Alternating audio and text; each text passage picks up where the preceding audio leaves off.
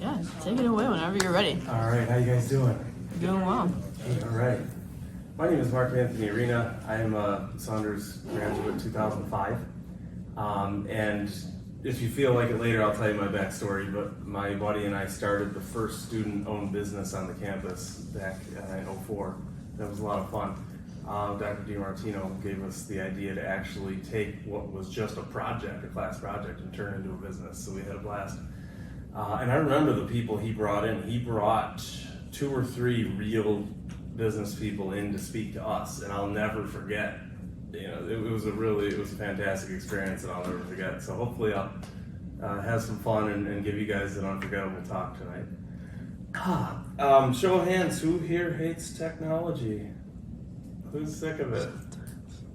Usually I get, if it's a room full of boomers, forget it. Everyone's, I gave this similar talk a couple weeks ago, and everyone. The whole idea is all of this stuff is unnecessarily complex. One of the most important things that I took leaving this building on graduation day was there are preventable issues. There are things you can fix. There are things that are repetitive, that are preventable, that don't need to happen. Unfortunately, currently the IT industry thrives on fixing those repetitive, preventable issues over and over and over again. In 2011, I did corporate tech support for a year. I was in a cubicle, I called it a chicken coop. I answered an average of 29 calls a day. 99% of those calls were, hey, my computer's slow. Well, why don't you reboot it? They told me not to. They what? Yeah, they told me not to. Go ahead and reboot it. Wow, that's fast. And wow, that's amazing, right? It's so much faster. What did you do? Nothing, I just told you to reboot. Obviously there's major issues, but 99% of the time it's just rebooting. So I talked to my supervisor, I called him over, and I said, hey, why don't we send out a memo to all 5,000 employees? Hey, why don't you just reboot, right? This is all preventable stuff. You know what he said to me? You remember Bill Lumbergh from Office Space? He looked and sounded just like him. He goes, yeah, we're gonna go ahead and not do that. Why not? Because we make money on every call. It was then that I learned to hate recurring revenue, right? I mean, it's one thing if you're renting someone an apartment or if you're Netflix, sure, that's a recurring service, that's fine. But unfortunately, my industry has learned how to milk people for repetitive things that didn't need to happen in the first place. So I thought to myself, in the next few years, I started my own business doing tech support for seniors in their homes. And I thought to myself, I want to stop these preventable issues just because it's doing the right thing. And it turns out that people like that. So if I'm the only guy in the industry turning off all of that, right? What if you guys were all buying a car for 20 grand a year, and I was the only company out there selling you a car for 30 grand, and you could keep it as long as you wanted? People apparently like that. When given the choice, people pick the right thing, and people pick the better option. So that really stuck with me, and that taught me a lot, right? I mean, you're going to learn the concepts here. You learn how to play the game here, but then when you go out in the real world, that's when you learn the strategies, and that's when you learn how to differentiate yourself. So, I was just a dude trying to do the right thing, and you'll find that some of the stuff is so obvious, right? So, this is my in a nutshell speech. I also call it the IT industry or the grease fire in a nutshell. And for you guys, I'm calling it shooting fish in a barrel, because the opportunities here are unbelievable. Stuff that you wouldn't realize, stuff that you might overlook because it seems so simple to you. Here's what happened, here's how I landed in this mess of an industry. 1992, I was about 10 years old, and my family went to Florida to visit my grandma's aunt. And she had cousins who were over, and they said, we're gonna throw away our TVs. It doesn't turn on anymore. We're gonna go buy another one. And my dad said, here, let's bring Mark, he'll figure this out. So my dad takes me by the hand, and we go drive over to their apartment, and we go up in this elevator, and we're in their high-rise apartment, and he goes, go ahead, Mark, figure it out. He says, give me the remote. Okay. I roll the batteries around, I think I might have replaced the batteries maybe, and I turn it on, and they were amazed. And I didn't really think of it until I was an adult, but in my industry, it's my estimation, and this is very approximate, but the point is 99% of the money spent in consumer electronics is unnecessary. It's one thing if you really want to go out and buy the latest and greatest, you made a lot of money, you want to buy a big TV that's bigger, great, go ahead. But most of the money spent in this industry is because of misconception, misinformation, or some dude with a popped collar at the big box store trying to make his quota, pushing something on seniors that they didn't actually need, making them think they needed it. Fast forward to 2009, I'd gotten out of RIT and I had no idea what to do with my life. For a couple of years I worked selling parts for Apple computers, and they treated me great and I learned a lot, but other than that I didn't know what to do with myself. So I was at my dad's cousin's sister's best friend's house in Canandaigua, New York. And I'd always done tech support for friends and family, right? Like y'all probably do this for your grandparents, right? Hey, you know, how do I print, right? I got a call earlier today from a guy. Hey, how do I print? It used to be up in the top left and they moved it, right? Is that his fault? No. So I was at the cousin's best friend's house setting up her computer, and my girlfriend at the time just happened to accompany me. And afterwards she observed, hey Mark, you're good at explaining stuff. Why don't you do this for a living? I said, I don't want to do this for a living. I want to do something cutting edge. And if you have time, I'll tell you another story later on. I'm actually writing a book about this, but back around 2007, I came up with the idea for a streaming stick. You know, I always wanted to do something cutting edge. Back when I was at RIT, we had to connect our PCs to our computers to watch all this internet content. That's the only way to do it, right? And I knew back then that there had to be an easier way to watch internet content without having keyboards and mice and pop-ups and security problems and all that, right? So she says, why don't you do this for a living? I said, I might do this for a living. I mean, I help friends and family once in a while. And she says, well, you're broke, you might as well. So I've been here ever since.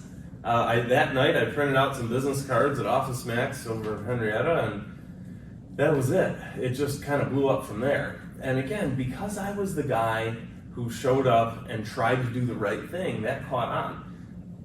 One of my poker buddies around that year told me, he goes, well, so Mark, you're starting a business helping people with their computers, right? I said, yeah. And he said, you know, my parents have a computer guy, and he has 100 clients, and he charges them $40 a month for security.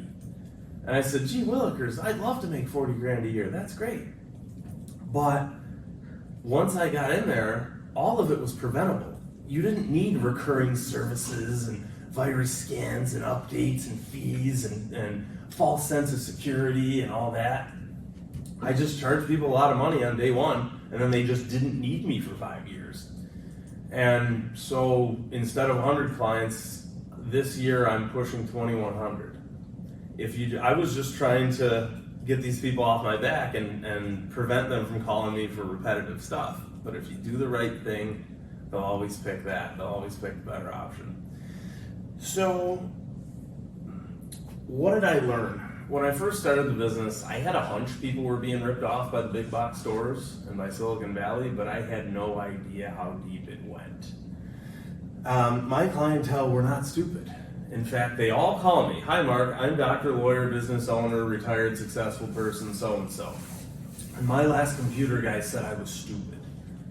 And then my last computer guy also went out of business and vanished and abandoned everybody and ghosted everybody, right?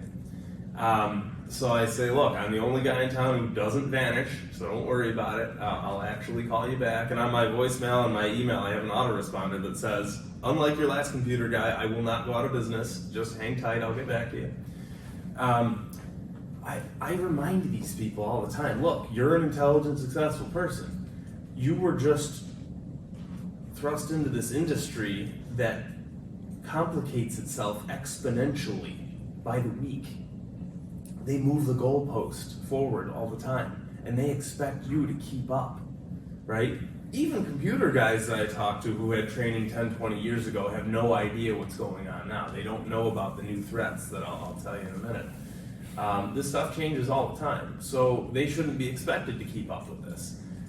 The awful part is, the guys we trust, the computer guys who are out there, have 1991 training. So they're still out there thinking that viruses exist, and they're doing virus scans, and they're thinking that updates and virus scans and all this stuff helps. So it's kind of like if you went to your mechanic, and your mechanic had no clue how to help you, and was looking for the crank like a Ford Model T, and was surprised that there was no crank on the front of your car, right? The dudes we trust, it's one thing if the layperson doesn't know, but the dudes we trust should know what they're doing. There are two types of people in the world. There's normal people with morals, logic, ethics, and common sense, like my clientele, and then there's the computer industry, which has none of that. They never think about consequences before they foist new things upon us.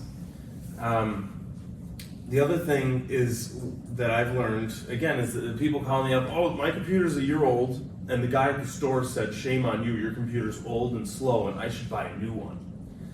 It's my estimation that 99% of the computers in the landfill are there unnecessarily.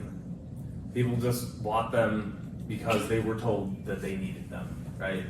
So one of the things I say, I was a local talk show host here for 10 years, and now I have a podcast. And one of the things I say is shame on anyone in any of these companies who thinks or who says he's an environmentalist, because you're out there designing products that are unrepairable.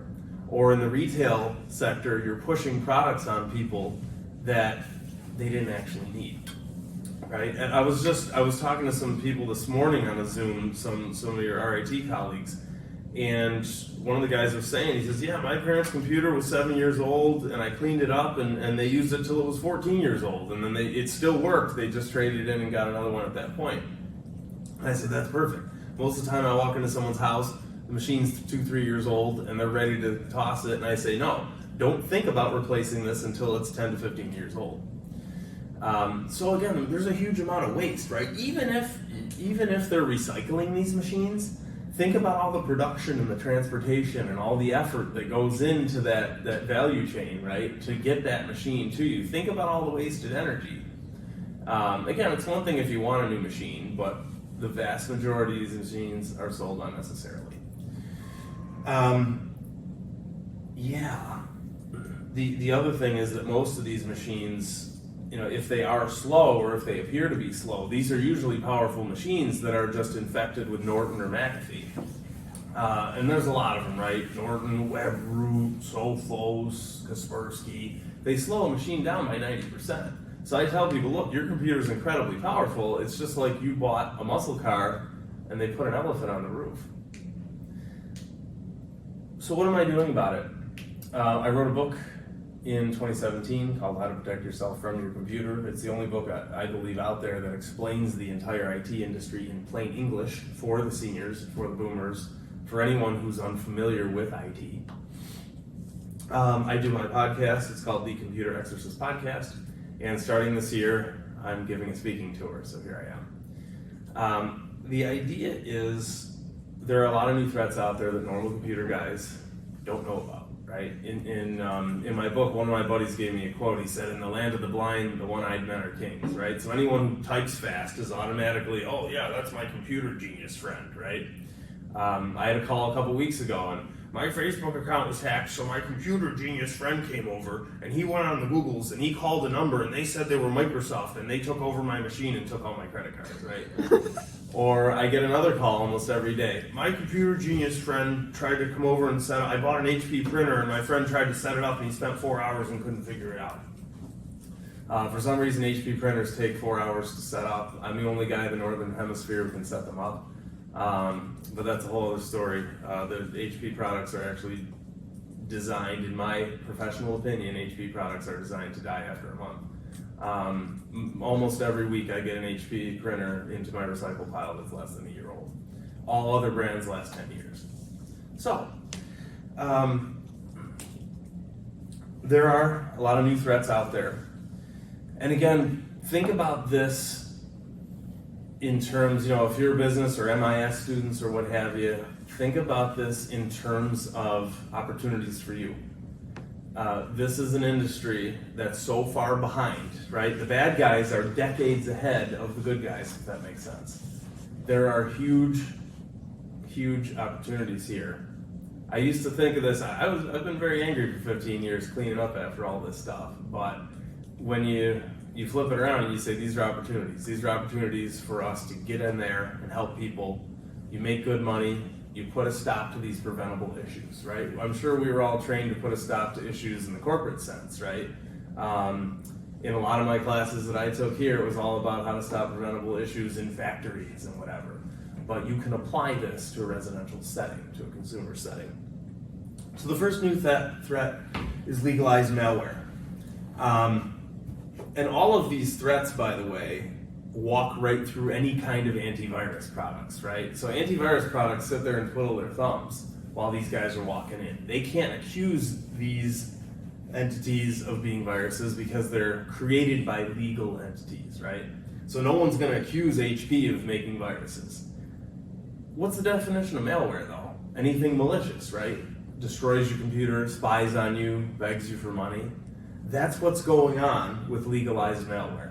It's malware, but you can't accuse it of being malware because it's made by legal companies. So my joke is that if you want to make a virus nowadays, you get an evil secretary and an evil boardroom and an evil desk and an evil water cooler and an evil fish tank, and you start making evil products, and that's what's happening. So, fake protection.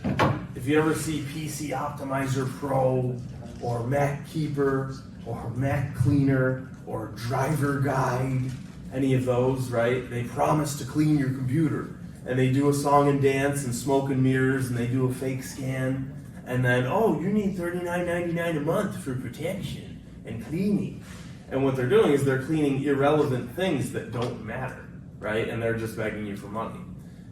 You might be aware that it's a scam, but it turns out 99% of boomers and seniors are falling for it, right? I get this call every day. Oh yeah, this thing came on here. One of the reasons why I say, in my book I say this, the consumer IT industry is like a grease fire because someone's computer's slow. They call a computer genius, some nephew or neighbor or uncle's neighbor's cat's cousin's dog, and they come over and they put cleaners and scanners on there, which makes it worse. And then they call another place, they call a big box store, and they put cleaners and scanners on there, which makes it worse, right? So watch it, it's like a grease fire. You try to put out the fire, but you use the wrong thing, and you make it worse, and you make it worse, and you make it worse. Again, all of this is preventable. Toolbars is another one, right? This might not happen to you, but 99% of consumers out there pull open their web browser, their Firefox, Chrome, whatever, and it pulls up an imposter page that might look like Google, and people don't know the difference, and they start searching, and everything they search for is being logged and being sold. Toolbars and search hijackers usually come together, right? The search hijacker will hijack anything you search for, your browser's default search engine, and it also hijacks your home page, right? So it's all one thing. Fully legalized, right? Because they have a company and they don't cross certain lines, and supposedly you clicked I agree even though the consumer, you don't know what you're agreeing to, right? It sneaks in on top of something else, right? It's I call them digital barnacles. They just sneak in and they latch onto your browser, right? And meanwhile, your computer guy down the street, he's doing a 1991 virus scan and he's not finding anything. That's that. So printer spyware, all the printer manufacturers now include spyware when you get the little driver CD or the driver download. They all include certain things. HP is the worst of the worst of the worst of the worst of the worst of the worst in terms of legalized printer spyware. They record everything you're printing, sell it to as many people as possible. But legally, it's not a virus because they call it customer participation. You didn't know you were participating. Sometimes they'll call it product improvement study. And for some reason, ever since they started this product improvement study, their products have anti-improved. Next thing is update attacks, right? What happens when you get an update on your phone or your computer? Updates claim to protect you, but it's usually trying to protect you from some astronomically unlikely event, right? This update is important. It's an important critical security patch. It'll protect you in case a hacker on a high tide and a new moon jumping on one leg and doing the hokey pokey will get into your computer on a Sunday afternoon at 3:15. Astronomically unlikely, right? But what's the side effect? One of the things I told people when I used to do corporate tech support is, if you remember the old Donald Duck cartoons where he's in a boat, right, and the boat springs a leak, and he'll cover it up, right, and then 2 more leaks will spring, and then he'll cover those up, and then somehow 3 more leaks will spring, right? It's hilarious. Unfortunately, that's how preposterous the industry is. When you do an update to your computer, it fixes one thing and breaks 2 more. And then the next update fixes those 2 things and breaks 10 more things, and so on. On top of that, with every update, especially with Microsoft Windows, they add more ways to record your behavior, right? Fully legalized. But if any of you have taken any ethics class in this building, is it ethical? Just earlier, just before I got here, I was on this forum and these guys were talking about how they discovered the different privacy violations that Windows 10 and 11 do to you. For example, in Windows 10, if you go to secret privacy settings, it's a place where they disclose what they're recording about you. And there's one called Getting to Know You. And it's newspeak for we're recording your typing history. Oh, but it said Getting to Know You. I feel good about myself. There's another quick example where in Germany, the public schools there found out that when their students were using Microsoft Office, their keystrokes were being logged, right? That's a keylogger, folks. That's the definition of a keylogger. But it's legal because they agreed to it in the legalese, right? So the German schools said, Microsoft, this is unacceptable. So Microsoft, being great at bargaining, said, okay, we're going to dangle a little thing in front of you. We're going to throw you a bone. How about we keep recording your keystrokes, but we'll put the servers in Germany so that we'll record it within your country. And they took it. They accepted it. Hello. So that's the deal there. Every time there's an update, they eat away at your privacy. Also confusion, right? I get calls every day. I got an update and everything got rearranged, right? So it updates scramble things like scrambled eggs. They scramble the whole user interface. I would love to meet some of the UX professors over in Golisano College of IT because they got to start teaching their people when you do an update, you probably shouldn't rearrange everything the users see. And you know, the other thing is just your sovereignty, right? These are products that you thought you owned. I grew up in a world where you bought a product and then it belonged to you. Unfortunately, with the rise of Silicon Valley, it's, well, you have the license to use this product, but we can do whatever we want to it. Oh, and we're protecting you, right? And there's a whole other thing about products that are controlled by the factory that I'll get into later, but a lot of these products actually depend on the factory to exist. There are plenty of products, Sonos speakers being my favorite example, where if you turn on that speaker, it calls home to the factory to beg for permission to turn on. And tomorrow, when that factory deems that product unworthy, you are not allowed to turn it on anymore. Is that ethical? And finally, speed. That's the most important thing, right? Whenever you get an update, how horribly slow does your computer or your phone become? And with every update, it slows down more and more and more and more. Oh yeah, looks like your phone is too slow. Just put it in the garbage and buy another $1,000 phone. Yeah, no problem. We used to call that planned obsolescence, but I call it forced obsolescence. So that's the deal with updates. Having fun so far? The next thing is the hostageware, right? Ransomware. There's a lot of names for it. Huge businesses and huge governments are falling for these, right? Something walks into any Windows PC like a hot knife through butter. and it scrambles all the data, any documents and photos. And if you're on a network drive in your large organization, anything your computer is touching, it starts scrambling. It's very sad that a lot of computer dudes are making $100,000 a year, what have you, and they're supposed to protect organizations from this, but they have no clue how. So that's a huge thing right there. I was talking to someone this morning who said they had a buddy who was a lawyer, and his job is to negotiate the ransoms between businesses and these guys who they're taking the bad guys, right? And he negotiates these $1 zillion ransoms. So they get in because, unfortunately, large organizations think Microsoft Outlook is an acceptable product, when in reality it's most of the problem. It lets this stuff in. I always say the bearded tyrants are those guys who make $100,000 a year or more at these organizations, and they're the IT guys, and they're here to protect you.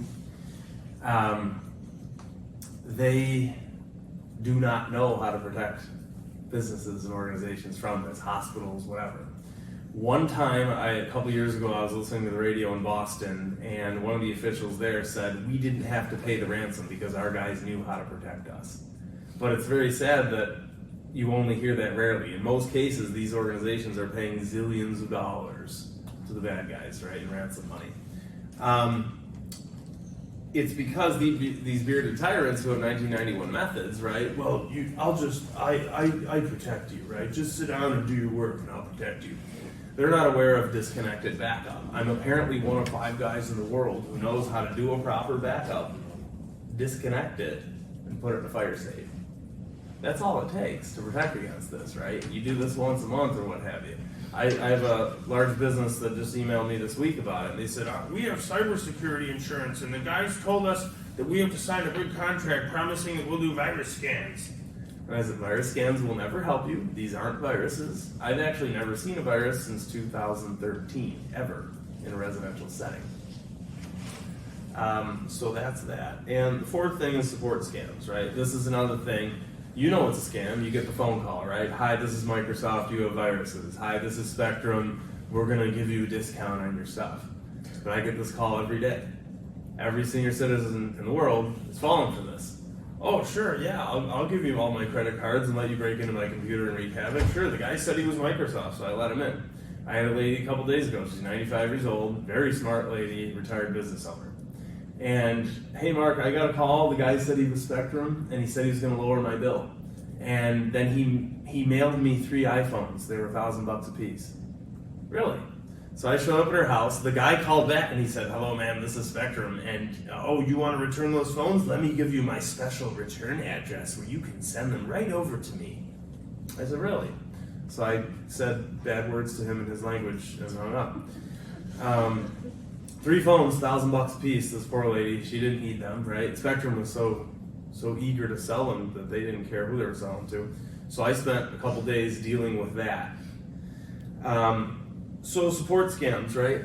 They put a scary message on your screen, or you go on the internet and you type in, I need tech support for Outlook or something, and the guy says, sure, I'm Outlook. Yeah, let me help you out. Let me get into your computer.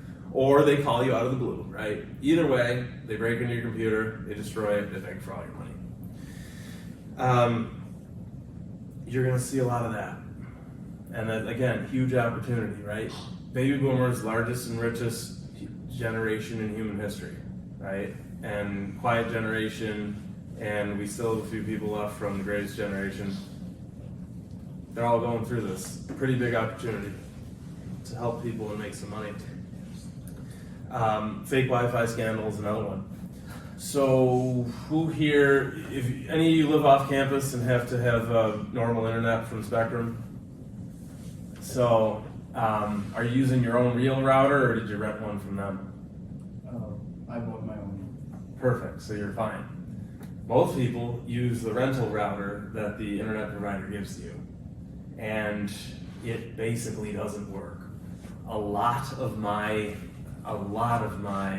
revenue comes from this issue right here. Someone calls me up and I just switched to Spectrum and my internet doesn't work anymore. And I had one guy, he was 20 feet away from the router, clear, no walls, nothing, and my Netflix keeps crashing, and I don't know why. So they end up calling the cable company, and the cable company says, you need more internets. You need the 10 gig package, right? These are people in their 80s or 90s trying to watch Netflix. Oh, you need lots and lots of gigs. So I call this the fake Wi-Fi scandal. It's a term I invented to describe this.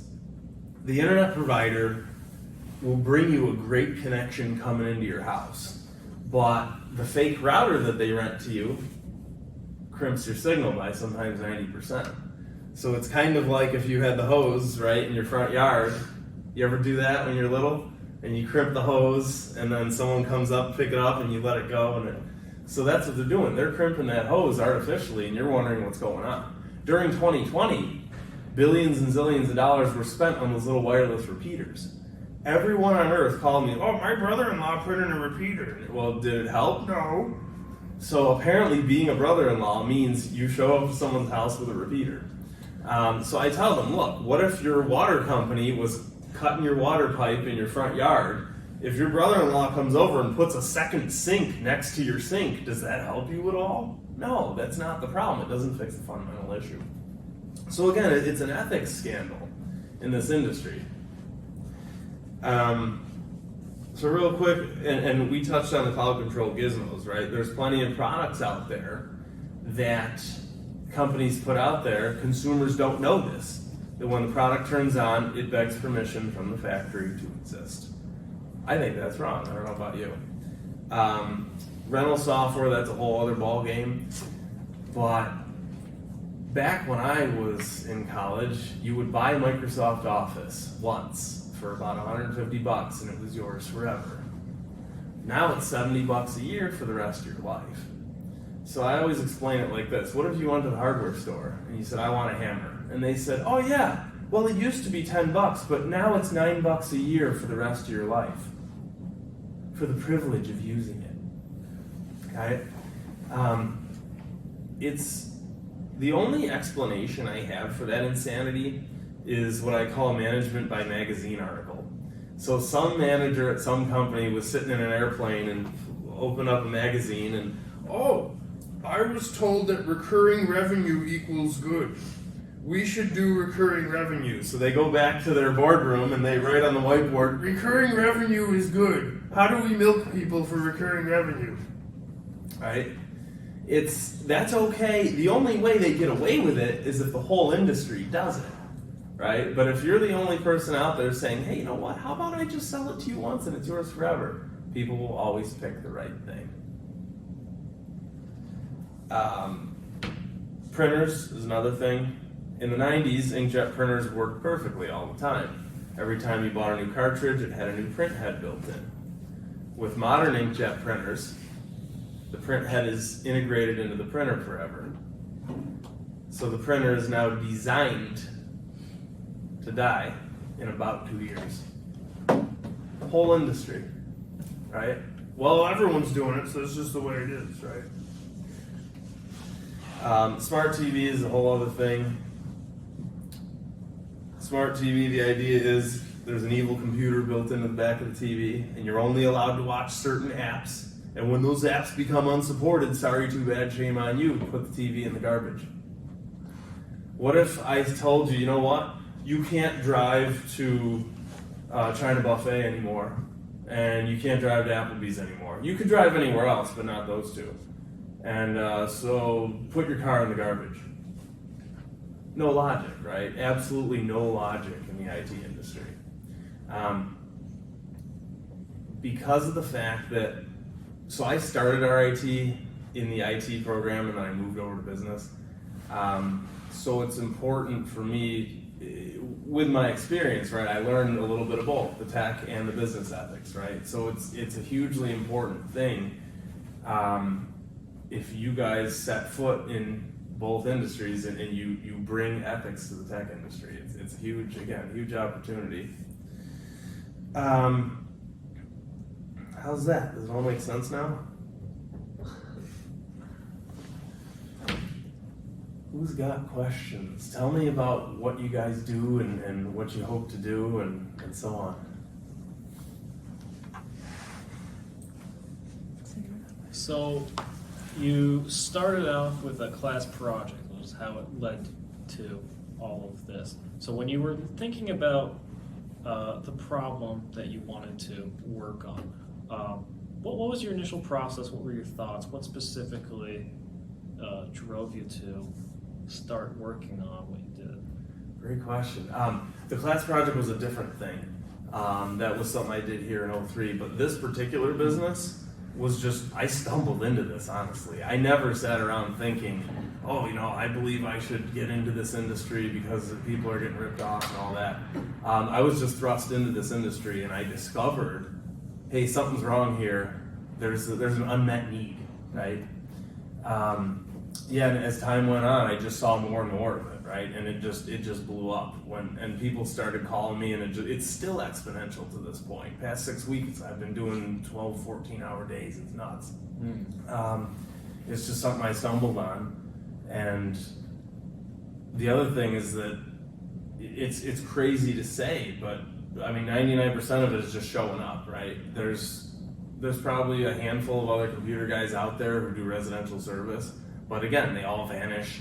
None of them call people back. I've had my own secretaries just not bother scheduling people, and so 99% of it is just showing up. Even if you're the worst computer guy in the world, if you actually show up, you'll do fine. But yeah, great question. I think it just, over time, right? Being in the industry, I started to notice things. Thank you. What made you want to go to RIT? Great question. What was I thinking? I didn't know what I was going to do. I had a vague idea. I wanted to run my own business because all my family, they all run small businesses. And I always had a passion for technology. That was always my hobby. And my aunt and uncle went here in the 90s. And my uncle took me for a walk one night. And it was the only night where the weather was nice. So I fell for it.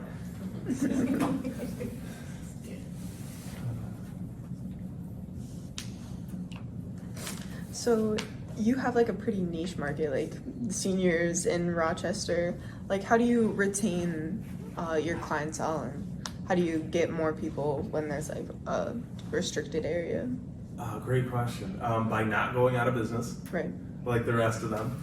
It's just aside from that consistency. In my personal life, I'm pretty ADD, but with my business, I'm very consistent. I always get back to people and all that. I wouldn't consider it a restricted market. I mean, there's over 1 million people in the greater Rochester area. Right.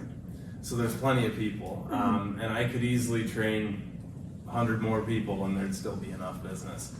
The other thing is that one of my mentors told me one day, she said, Mark, when you go to expand to other cities, when you franchise to other cities and so on, she said, you have to do demographics. And I said, you don't understand. I said, it's anyone suffering with a Microsoft product. It's everyone. So this could probably do fine in any area, especially Florida, places like that. Is it just you, or do you have other people doing the tech support with you? It's just me. I've had apprentices in the past, and this morning I was talking to a couple of people at RIT about teaching classes here to try to get people out there to do this niche trade.